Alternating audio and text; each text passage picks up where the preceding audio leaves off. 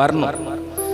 என் பாவங்களையும் என் குற்றங்களையும் மறந்து மன்னித்து என்னை ஏற்றுக்கொண்ட இயேசுவுக்கு நான் எப்படிங்க துரோகம் செய்வேன்? ஆமென். பண்ண மாட்டேன். அந்த விசுவாசம் வரணும். அந்த விசுவாசம் வந்ததுன்னா அப்பா ரொம்ப சந்தோஷப்படுகிறார். ஹல்லேலூயா. அப்படி ஒரு காரியங்கள் வந்தா என்ன தெரியுமா நடக்கும்?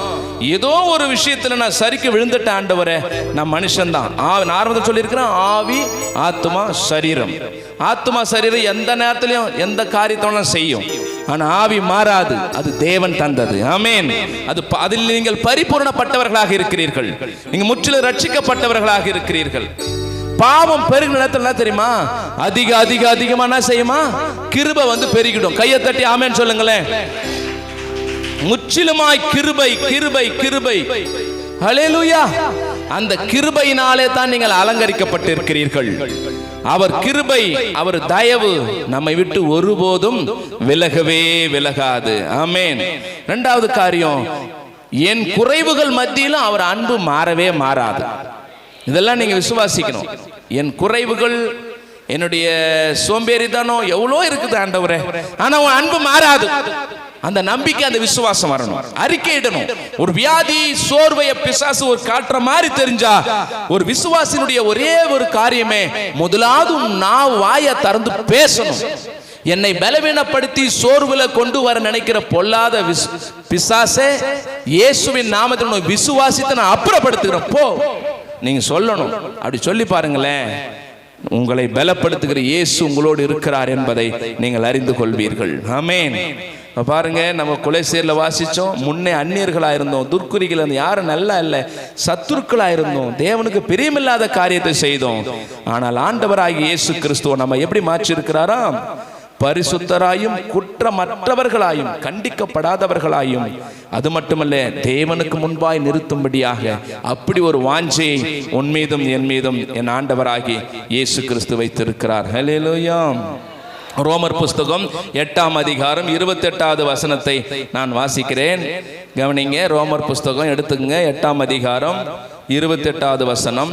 அன்றியும் அவருடைய தீர்மானத்தின்படி அழைக்கப்பட்டவர்களாய், கர்த்தராகிய இயேசு கிறிஸ்துவை சொந்த இரட்சகராய் ஏற்றுக்கொண்டு வந்திருக்கிற உங்களுக்கு, அவரிடத்தில் தேவனிடத்தில் அன்பு கூறுவதற்கு சகலமும், சொல்லுங்க, சகலமும் நன்மைக்கு ஏதுவாகவே நடக்கிறது என்று அறிந்திருக்கிறோம். எல்லாமே உங்களுக்கு நன்மைக்கு ஏதுவாதான். தீமைக்கு ஏதுவான காரியத்தை அவர் செய்கிறவர் அல்லங்க. தீமைக்கு ஏதுவான காரியத்தை பிசாசானவன் கொண்டு வருவான். ஆனா வசனத்தை நீங்க பிடிச்சிங்க, நன்மைக்கு ஏதுவாதான் உங்களுக்கு நடக்கும். ஏதோ ஒரு காரியங்கள் எனக்கு விரோதமா வருது ஆண்டவரே, என்ன செய்யணும்னு சொல்லும் பொழுது நீ எதுவும் சொல்லாத, பதட்டப்படாத. அந்த இடத்துல நீ ஒன்னு சொல்லு, எனக்கு சகலமும் நன்மைக்கு ஏதுவாகத்தான் நடக்கும். ஆமென். 29வது வசனம்.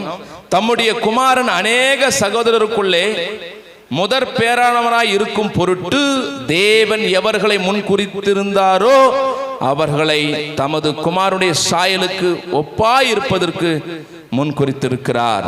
ஆமென். எவர்களை முன் குறித்திருந்தாரோ அவர்களை அழைத்தும் இருக்கிறார். எவர்களை அழைத்தாரோ அவர்களை நீதிமான்களும் ஆக்கி இருக்கிறார். எவர்களை நீதிமான்கள் ஆக்கி இருக்கிறாரோ அவர்களை மகிமைப்படுத்தியும் இருக்கிறார். உங்களை அழைத்திருக்கிறார், உங்களை நீதிமான்களாய் மாற்றி இருக்கிறார், உங்களை மகிமைப்படுத்தி இருக்கிறார். இதெல்லாம் நீங்க மறக்க கூடாது. அந்த வார்த்தையெல்லாம் நீங்க அறிக்கை செஞ்சுக்கிட்டே இருக்கணும். ஜெபம் பண்ணும்பொழுது இந்த வார்த்தைகளை சொல்லுங்க. நான் பாவி ஆண்டவரே, நான் புழு ஆண்டவரே, பூச்சி ஆண்டவரே, அதெல்லாம் கிடையாது. பூச்சி புழுக்கெல்லாம் அங்கே வேலை கிடையாது. ஆமென். நம்முடைய மகன் ஆண்டவரே அப்படி சொல்ல கத்த, மகள் ஆண்டவரே அது உமக்கே தெரியும், நான் உன்னுடைய வலது பாசத்தில் இருக்கிறேன்னே, நீ என்னை தெரிந்து கொண்டீங்களே, பூச்சிங்களே தெரிஞ்சுக்கிட்டீங்க இல்லை, மகனாக மகளாக. அவர் வசனம் என்ன சொல்லுகிறது? நான் எப்படி இருக்கிறேனோ அதே போல. ஆதியாகமம் புஸ்தகத்துல வாசிக்கலாம், முதல் அதிகாரத்திலேயே அவர் இருக்கிற பிரகாரமாவே நம்மை படைத்தாருன்னு பார்க்கறோம்ல.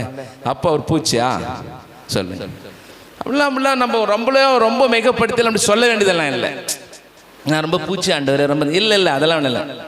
நான் ஆண்டவரே, நான் உம்முடைய பிள்ளையப்பா சொல்லுங்க.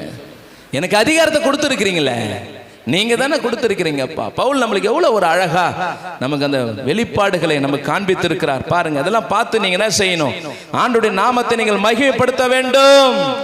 கிருபையை நமக்கு அளவில்லாமல் தந்திருக்கிறார். அல்லேலூயா. என் குறைவுகள் மத்தியிலும் அவருடைய அன்பு, அவருடைய நிறைவு எனக்கு எப்பொழுது இருந்துகிட்டே இருக்குது.